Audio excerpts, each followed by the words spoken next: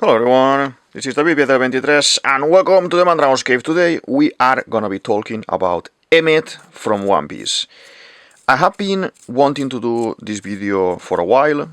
Now in this recent anime adaptation we have seen him in action, so I think it's time more or less to talk about it. Obviously, if you are not up to date with the manga, I would say just click here and watch a previous video, because obviously I don't want to spoil you about this. This is one of the biggest things about One Piece with the Void Century, etc.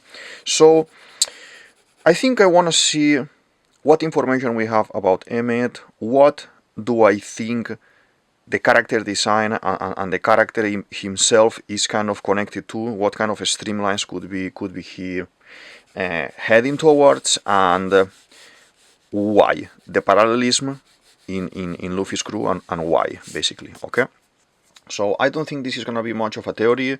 This is basically more like an analysis and about a research, a little bit of information about the character. Okay, so we know that Emet is this ginormous robot that we meet in Egghead.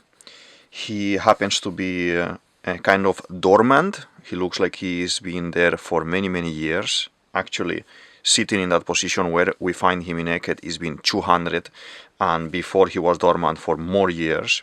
So Emet is supposed to belong to the Joy Boy time. This is 900 years ago. This is when Joy Boy and whoever was in his team, let's say, fought Imu and the guys who were now known as the world government. This is basically the Gorosei and probably the Union, this kind of gathering of the 20 kings, plus other kings that joined straight afterward. Okay, so basically we have a few characters like Sunisha, like Toki, like Joy Boy. We have some names coming from that same time. Most of them are connected. All of them, I think, should be connected. But talking particularly about Emet, what I see here is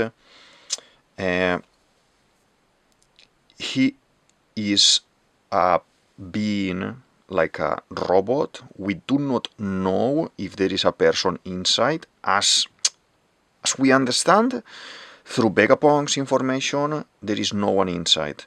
But at the same time, when we see him in the flashback where he is talking with Joy Boy about the promise, about someone to protect, and that is the moment when we see the X as well on the arms. In both arms he has a X symbol. We see how he is dressed with very similar clothing of those of Elbaf. Okay, Elbaf, or giants, or ancient giants, Onis, like we have Ors, probably those guys come as well from 900 years ago. There were more of them originally. There is a lot of this information in the Wano saga with Kaido and how he is descendant from the ancient Oni. That's why he has horns. Okay, we have the ancient Oni as well, developed by Vegapunk, revived by Vegapunk, experimented by Vegapunk in the numbers in that saga as well. But we see Ors and Ors Junior. So there are still only a few remnants of this legendary race, basically, like the Buccaneers. The Buccaneers, there were more, because we are able to see in the God Valley flashback how we have like a full family. They're living in God Valley. This is Rox Dishebek group, and here in this kind of collection of races, we see that the pattern is the world government is basically exterminating them. They are hunting them. So connecting all the dots with the type of design, character design for this robot, this guy, Emet, and the clothing that we see in the flashback while he's talking with Joy Boy, while he is arranging this kind of burst of haki that will happen during the Egghead saga to kind of repel the Gorosei, because I will talk about it in a moment. We see the outfit of Elbaf, the outfit of probably these ancient giants are the original giants from Elbaf, and from them you had the giants, and then you had the Onis, the different races branched there to create more. And what I see, because obviously Harald, King Harald has horns as well, Loki has horns as well, so there is a connection coming from there. I still have this theory in mind that it may happen about Kaido belonging as well to Harald's family, being one of the sons, probably the youngest son, but he looks old because he's not having giant blood, only Oni blood. But we can talk about it in another video, maybe drawing a full Kaido or drawing Dragon Kaido. But the thing I wanted to say is, I think originally this guy was an ancient giant, because the horns, we have this horn design here, that this is a typical signature design for the ancient giants. We see it with Ors, we see it with Ors Juniors, we see this from Kaido and the numbers, we see it in many of them. So I think, like Frankie, with Frankie it comes the parallelism with the Strawhats. Frankie is supposed to be a human that at some point had an accident with the train. He was run over by the train. He tried to stop the train because it was taking Tom, his master basically, and he tried to stop the sea train with his bare hands. Obviously he was half destroyed. He ends up mysteriously going to floating after the accident, floating nearby kind of a lab type of ship, where that lab was abandoned as well, and there was a lot of equipment, a lot of metals, a lot of mechanical things that he could rebuild himself, because he had the knowledge from his previous, let's say, job with Tom, and he was very handy. So he made himself into a cyborg. Cyborg, for all of those who don't know what is basically half human, half robot, basically. He modified his body mechanically to enhance it, not because he just said, oh, I fancy doing this, but because he was in need. He was gonna die if he wasn't gonna do this experiment, let's say, okay? Obviously he had no guarantees that he will survive. What is this telling us? Connection. Because what happens then in the time skip with Frankie, that Frankie lives as a very Jim Carrey type of character in Ace Ventura, okay, the design with the hair, with the type of body and everything. He jumps into becoming this kind of wrestler type of body, with big shoulders, big body, small legs, okay, like a cartoonized type of wrestler, a cartoonized type of Popeye, like he was already based as well on Popeye, because the arms and everything and the design of the arms. So what happens there is that he becomes more robot. Something that everyone is doing with Luffy is to embrace their monster side, okay? Nico Robin is one of those examples. Nico Robin is able to become the demon that everyone talks about her being, when she's very sweet all the time, but she becomes a demon for the sake of her nakamas, to protect her nakamas, to fight for what is right, and she doesn't care basically about the opinion of everyone anymore, okay? Before she thought she deserved to die because the world wanted her to die, but that is not what Luffy kind of changed in her. What changed in her was the believing of wanting to be your own person and doing your own things and just live, just be happy and just do your own things, okay? We see this with Chopper as well. Chopper embraces his monster point. He's able to create this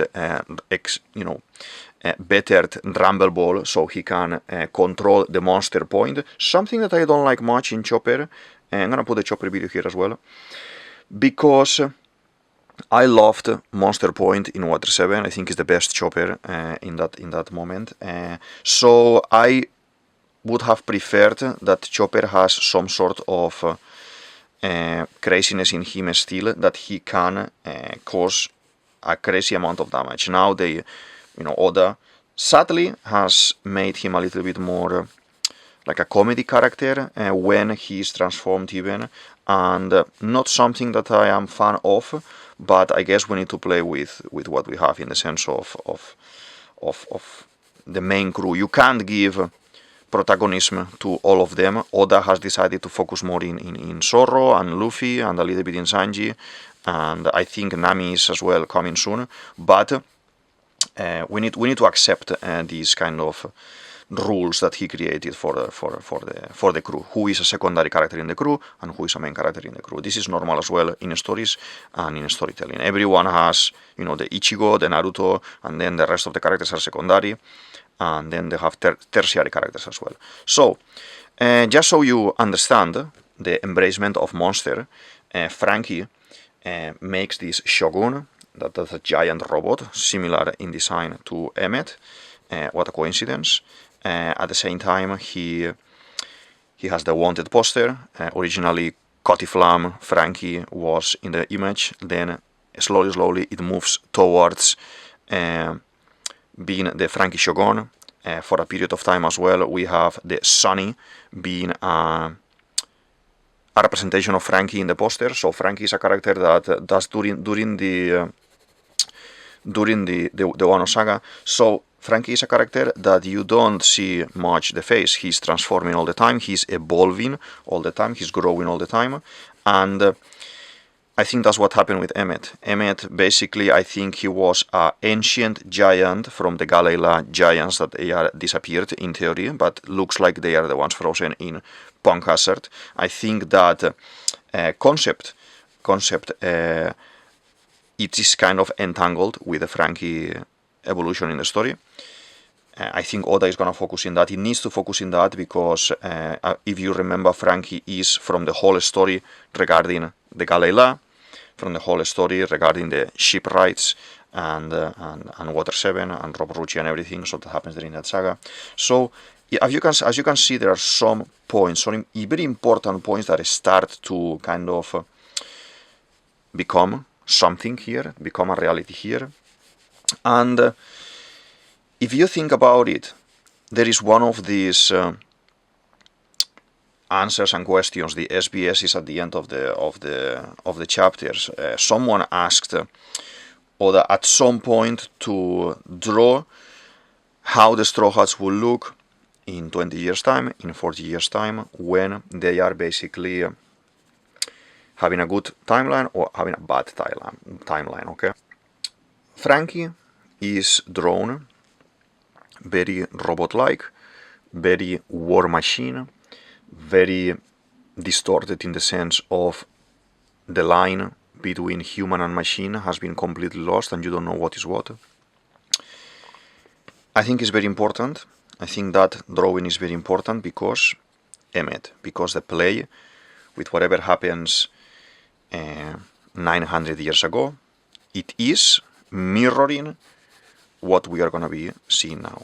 Okay, let's do the drawing so far is looking very nice.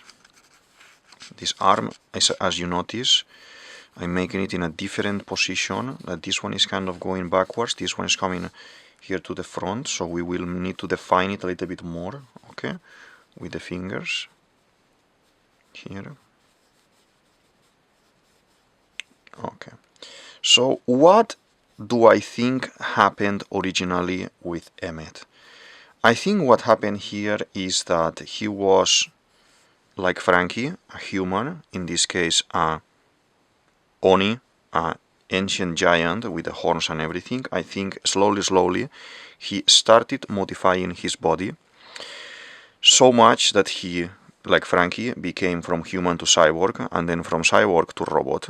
And there are some robots as well that can lose their mind, lose their conscience. And have we seen this already? Yes, we have seen this with Vegapunk and Kuma. Kuma, like Frankie, started to become modified, one arm, the other arm, the legs, the body, the head. And at some point, Vegapunk, sadly, because he was he became friends with Kuma. Sadly, he said, you know, if I continue, I don't want to do this, but if I continue this, I am gonna just make you lose yourself, so you will disappear as an entity. And Kuma said, yes, we need to do this because of Bonnie, etc., etc. And Vegapunk, crying, pulled the lever and erased basically Kuma's mind, Kuma's self, Kuma's memories, everything. They made a backup. They made a backup and everything. That's a very clever idea. But we've seen here in Kuma how someone has transformed from human to cyborg to robot to weapon, basically, and lost his mind. I think this thing happened with this guy. Similar. I think even the one that is alive now, Emet, as we know, may have been the Klabautermann of this vehicle, like we know Merry and the Klabautermann of the Merry in the Skypiea saga. I'm gonna put what is the Klabautermann here. If you don't know what is it yet, I explained it very nice in that video while drawing in that specific case with my left hand, just for the sake of just doing something funny for the day. But I want you to think about it. I want you to kind of during this weekend think a little bit about that. Now that we have seen it in manga, we have seen it in anime, we have seen references with Egghead, with Kuma, we know the past of Frankie and what led Frankie to become this kind of modified guy. All of these things, in my opinion, are very interesting and we need to analyze, okay? I'm just gonna jump into fine liner, Unipin fine liner this time. I wanna go for 0.3 because this is a more chunky type of character. This is a more like a big guy, and I love to draw this type of characters. And if we do it with a pencil that is a little bit more thick, it's something different as well that we do. And yeah, so the character is gonna be, they showcase him very colorful in the anime this week, but I wanna go for a little bit more darker tone, and that's how I envision, how I see that he could actually look, because the time that he has spent kind of dormant, because the time as well that he has spent outside, like rusting and everything. If you like mythology in general, you may see the similitude with the concept of Atlantis. In Atlantis, what happens is that this was a mythological kingdom in theory, okay? It's never been found as such. There are different theories of explorers and different, very clever people of the world and adventurers that have tried to find it, never found, but they have multiple hypotheses of where could have been, how it could have been, and everything. But what I want to say here is, what is one of these common concept of Atlantis? Atlantis, they had advanced technology. Atlantis was a kingdom, very massive kind of kingdom, connected to the water. Okay, connected to the water.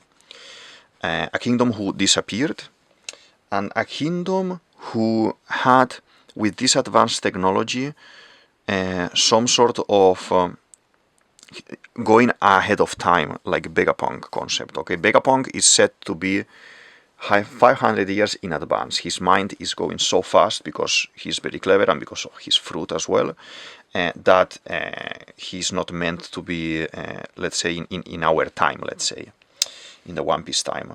So, in the Atlantis story, there is this giant statues, giant robots, like stone, like golems, that they are fed by a mythical energy, that this is how Atlantis is powered, basically. And because of this energy, they are alive.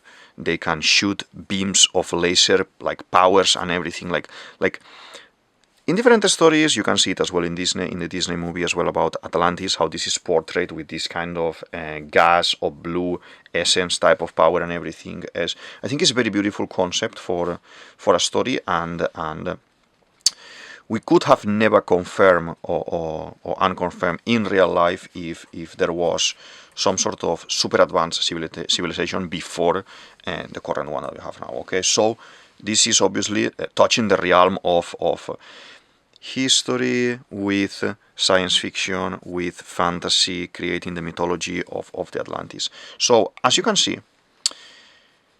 who is advanced in time in One Piece? Vegapunk. Who has the robot? Vegapunk. Who is as advanced civilization in this mythology? Atlantis. Who had massive robots, massive golems, controlled by mysterious energy that we don't know what it was in theory? Atlantis. So there is a parallelism. Oda, Eiichiro Oda, the author of One Piece, is drinking from the Atlantis stories to feed his One Piece Void Century, Kingdom Who Disappeared, Mystery of the D, Mystery of the Joy Boy as well. Obviously, Oda is a master titan of storytelling. I always say this, and he's not gonna obviously copy-paste anything. He's gonna make his own designs, his own rephrasing of the mythology, rephrasing of the world and the mysticism about, let's say, Atlantis, but obviously some key concepts. Just so you understand what I mean with this is, when we are in Arabasta, okay, you feel that you are like in Egypt, you know, with the pyramids, with the Rhine-based casino, with the Alubarna Palace and everything. All of this is Egypt inspired. We have a lot of things that you could say, okay, this was actually real life. There are pyramids, there are, you know, lands of sand that you may get lost and die in the middle of the desert because you can't find your way out. All of these things exist, but he is transforming that concept with creating the poneglyphs introduction, with creating as well the concept of the ancient weapons. Where are the ancient weapons introduced? In Arabasta, a saga based in a legendary culture like the Egyptian culture with the pyramids and everything, and the introduction of the ancient weapons has been speculated online by many people, and maybe you are just maybe not following any kind of YouTube channel or anything, but maybe you are just enjoying on your own, and you may have thought even in that point, like, ooh, what if Emet actually is one of the ancient weapons? I do not think he is an ancient weapon. I think he is more just like a Frankie type of character, okay? I think the ancient weapon concept is reserved more for something like the Shirakoshi concept. Like, I talk a lot about the ancient weapons and the mechanical ancient weapons in this theory. I have multiple videos about that, but in that one there, I think I try to gather all the information together so you can picture as well what I have in my mind regarding weapons, ancient weapons, and what happened 900 years ago with all of that, okay? So I think this is looking very nice. Now I'm gonna jump into color. I wanna add a little bit of greenery around because he is covered with grass and with moss in some of the points, okay? And I want to add probably, I'm just gonna find I have a rusty color, yeah, this one here is my rusty color, and that I want to use. In some of the, I think the anime made a couple of red lines. I will just do maybe the lines like this. I don't think I like much the design in the anime, the color choice, but it is what it is. But I think something like this. Emet as well, that we are gonna make here the axis so we don't forget, has this axis here, like who? Like Frankie. So who has this type of arms? Frankie.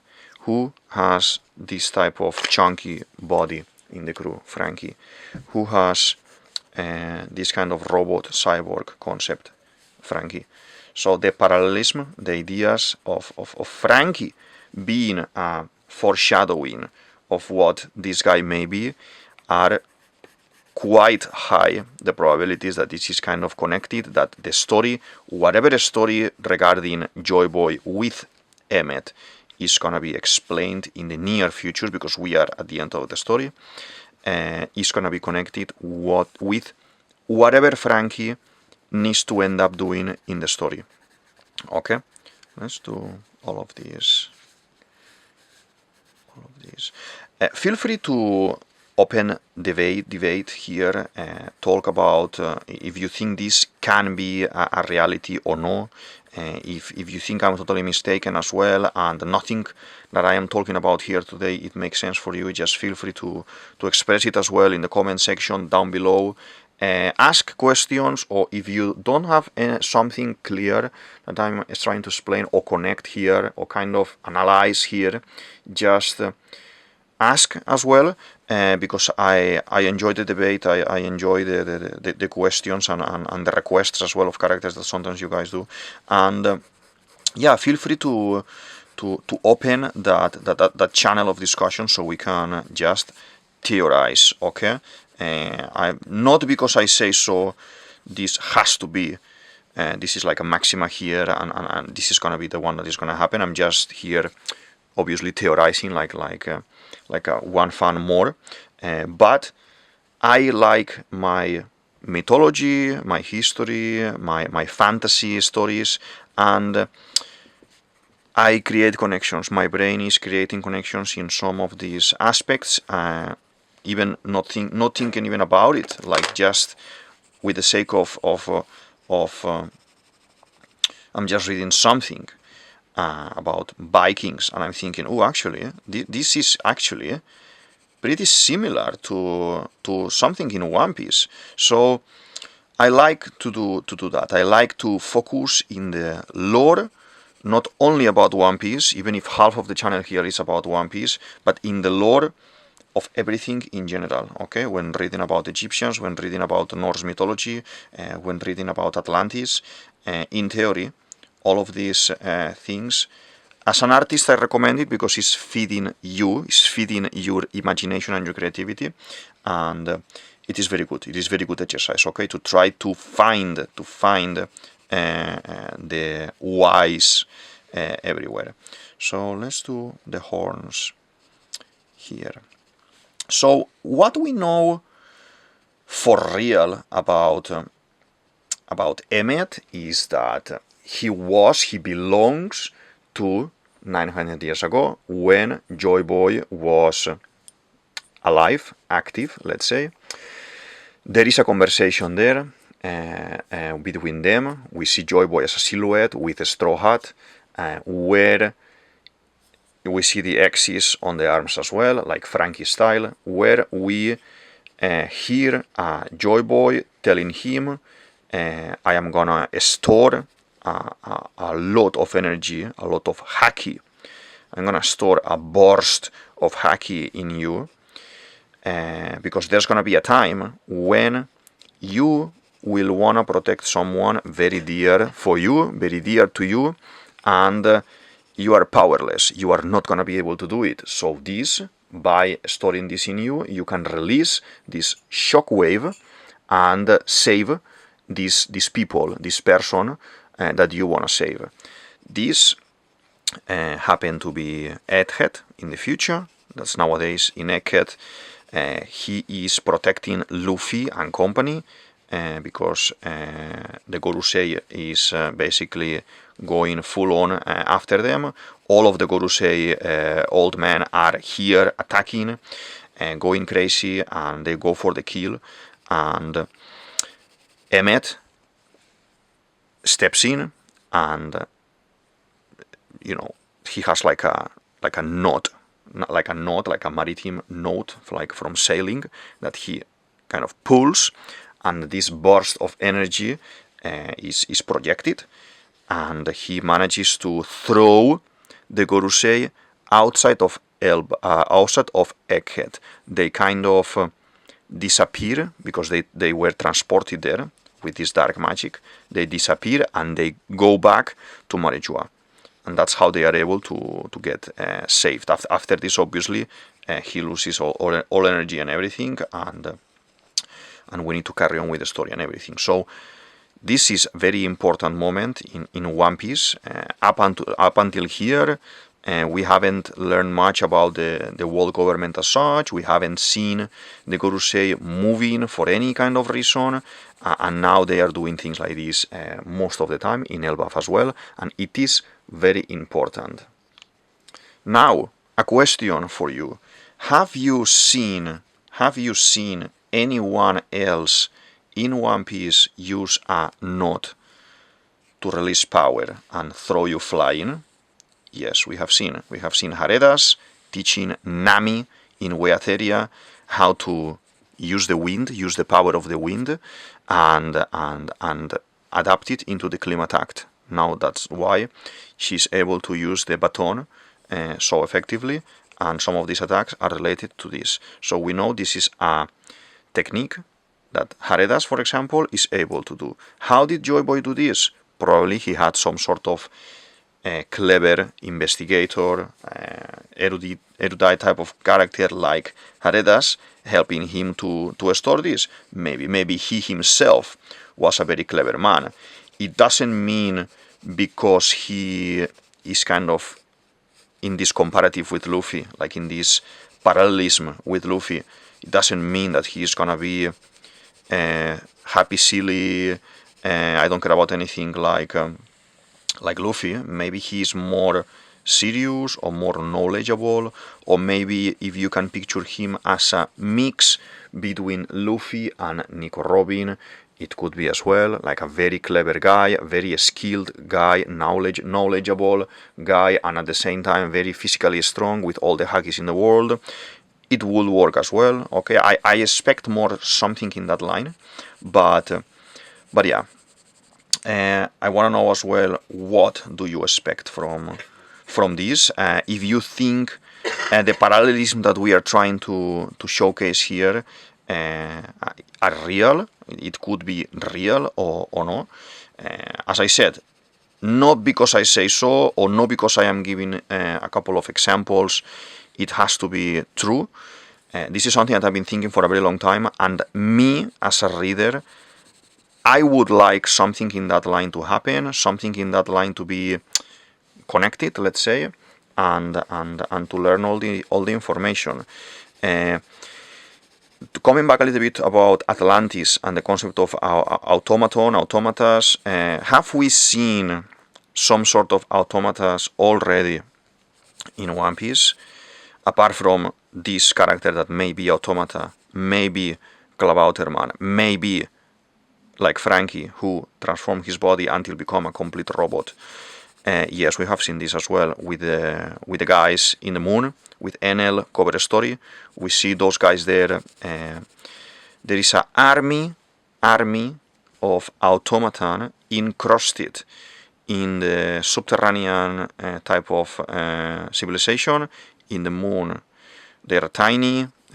They are pretty similar in shape, like this, like a cube, like a boulder, like a chunky type of guys, but more a little bit like little animals, like funny designs with different styles from different times and everything. Enel goes there. Enel, with his power of electricity, awakens them all. How was this guy awakened in Egghead? Because Luffy transformed into GR5, into Nika, Joy Boy, all of these concepts that are connected. The Nika power, the Nika fruit, is the one powering, is the the energy that this guy needs to run.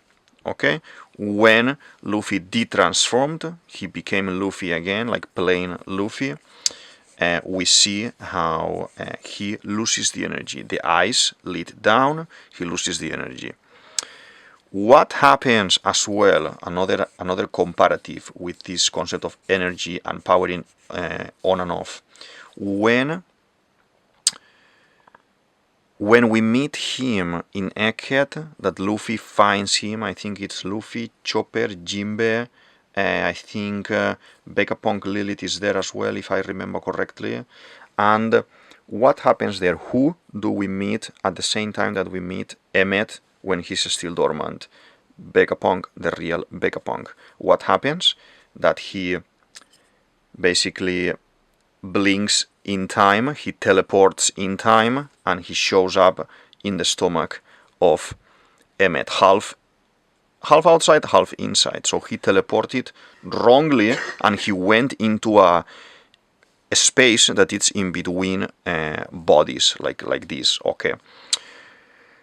I don't think that is random. I think when Oda is showing you that Vegapunk showed up in between, means that Vegapunk in that sense was some sort of soul. Okay, he's like in the representation of this drawing, for me, is like, oh, look at Vegapunk. Someone could actually go inside, but not in a traditional way. You can't just open the stomach like Moria and sit there and control him, or like Frankie does with the Shogun. You cannot do that, but you can put your mind into it.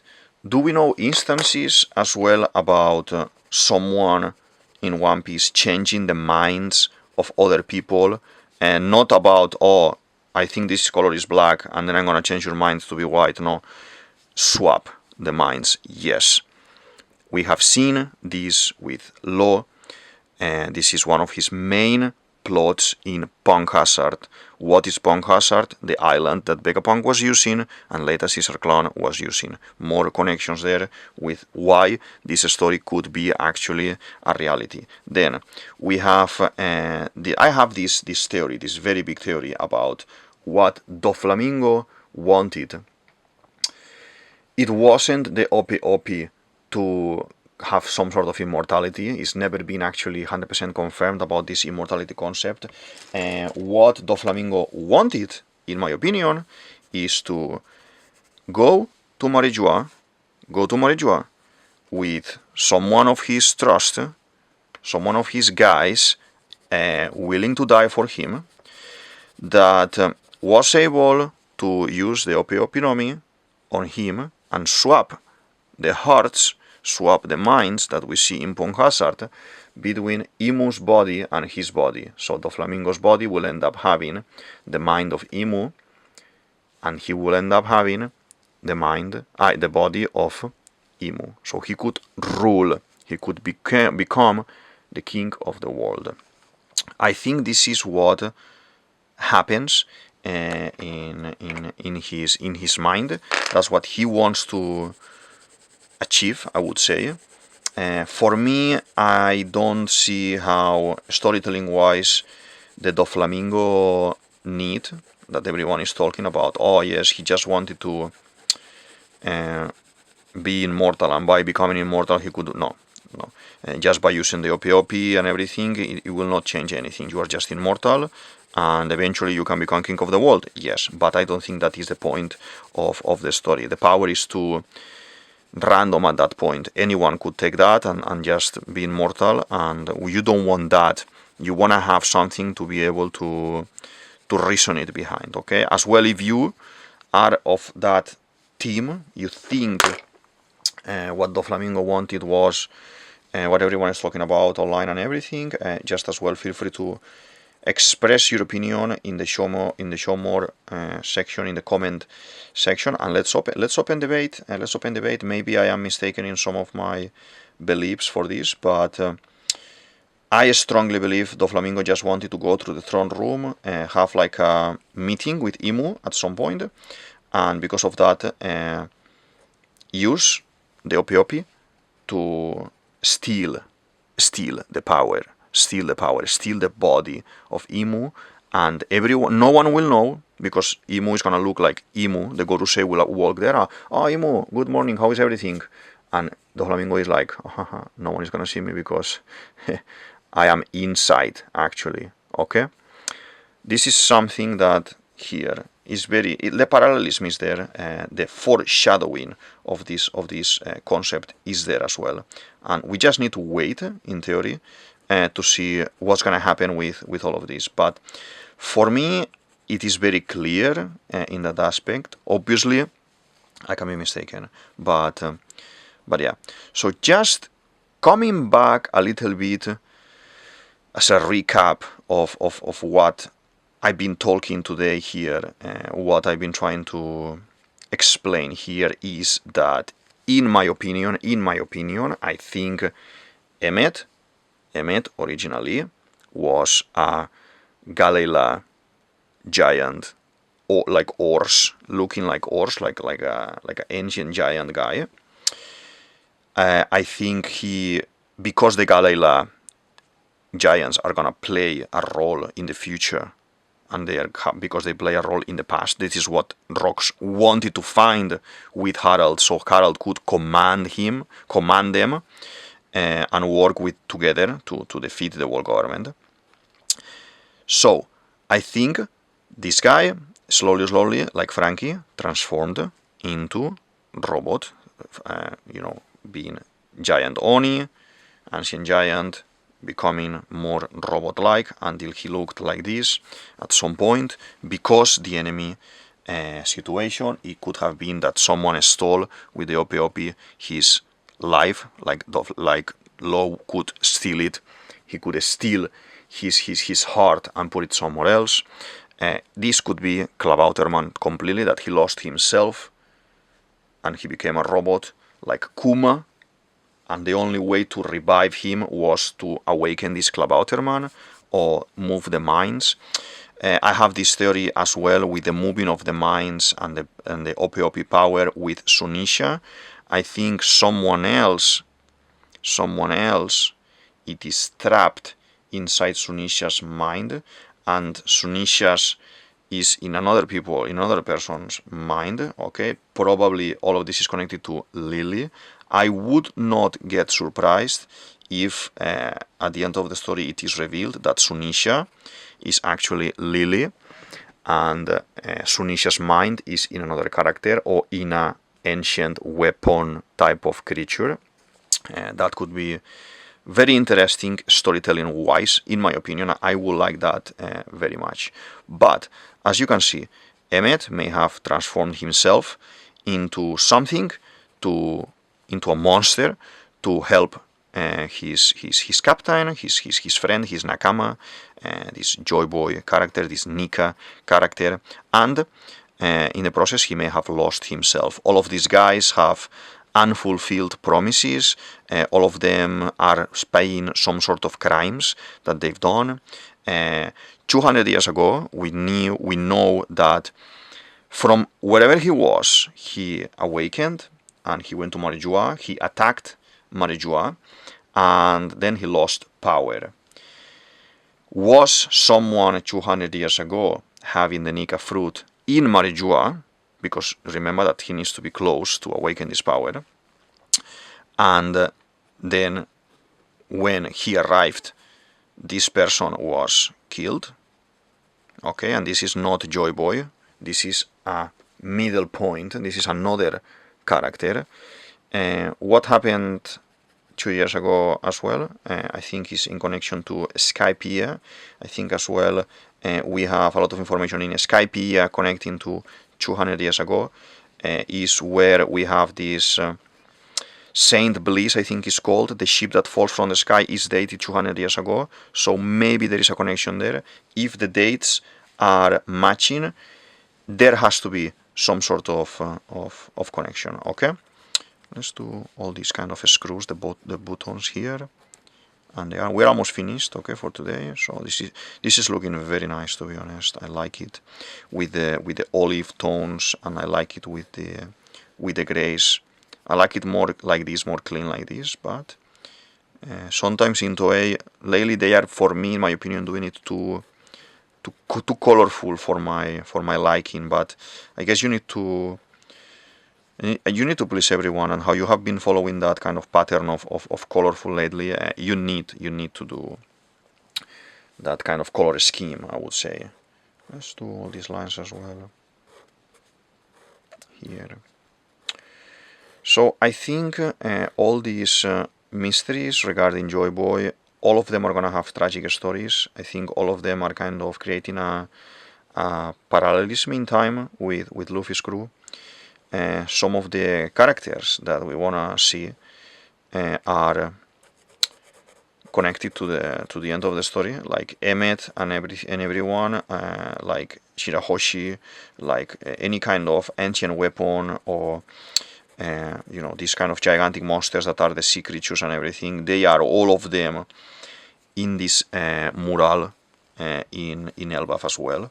So we need to see more of this. Do I think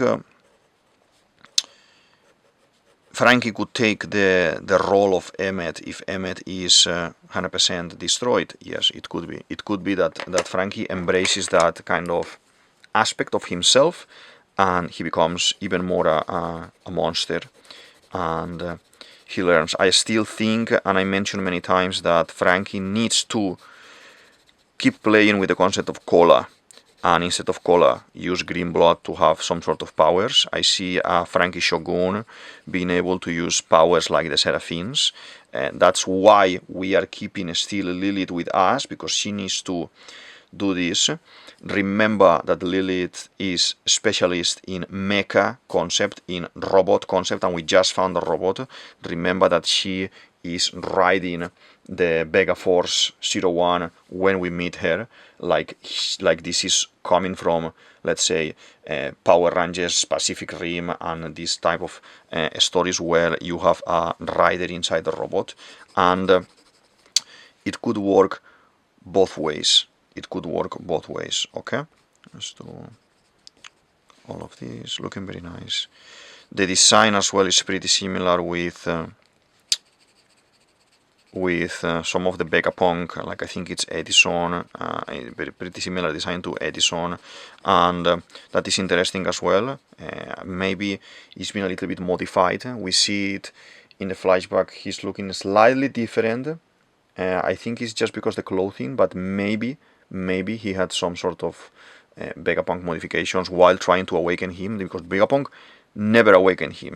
Vegapunk never awakened him while he had him. Why did he have him? Because when he kind of was powered off in Marejua 200 years ago, Saturn, especially Saturn, they were talking about to destroy him, but somehow with Saturn and everything, this is end up in not being destroyed, and then Vegapunk kind of kept it in hiding as well. But Saturn has done a lot of blunders for the world government. I understand Imu's decision at the end of the story to do whatever she did at the end of the story with him, and yeah, Saturn is one of those bad guys that deserved what he got coming at the end of the story. To be honest, it's kind of a satisfactory ending for a villain of that caliber. Okay, let's do all of these. So I think we have analyzed various concepts relating Emet, from where his story to create this character in real life or in mythology may be coming from. Some Atlantis concepts as well, some cyborg automaton concepts.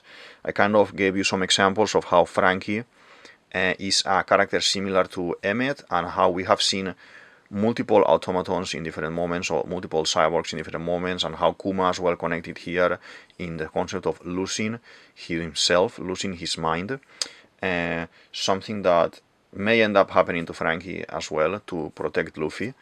I don't think anyone in the main cast, let's say, is gonna die as such, but we need to think about options that they are gonna put us in a situation that we may cry a lot because, I don't know, this main character, I don't know, Sorrow, Usopp, whoever is gonna be dying or is gonna be in a very tricky situation, and that is a problem.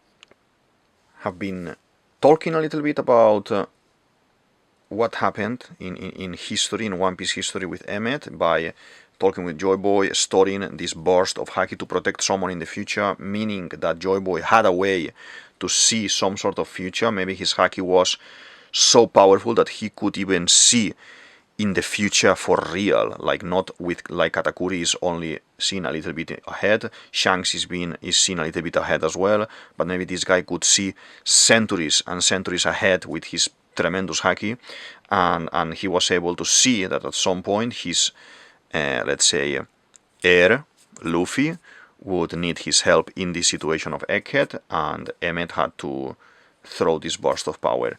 It may be in that way. Maybe it's just someone like Toki was able to somehow feed the information to Joy Boy in that moment, to the Nika at that time, and say, this is going to happen in X amount of time. Maybe there was a prophecy, like Madame Shirley's prophecy, that said, oh, in the year of this, when you are in blah blah blah point, and you are in these coordinates, you will need to have Emmet there because you need it.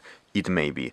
Remember that Vegapunk read all the information from Ohara, all the things from the books, so Vegapunk knows. And if he decided to keep the robot there, is for a reason. Maybe it was destined, it was written that the robot had to be at that point and it had to awaken at a specific time. That was, he was getting a little bit into trying to awaken him, maybe. So as you can see, there is a lot of lore around Emmet, a lot of information about Emmet. I like it. I like it a lot. I want to know about Emmet, and I want to know about Sunisha, and I want to know about Toki. So there are key characters, secondary characters around Joy Boy that Oda is gonna be giving us info slowly. Now, as we enter 2026, there is no episode this week. 1169, I believe it comes next week. And then most probably, I haven't seen it announced yet, but most probably we go into break for the Christmas, a couple of weeks break probably, and we start maybe mid-January or end of January with new episode that it will be 1170. 1170 is a round number.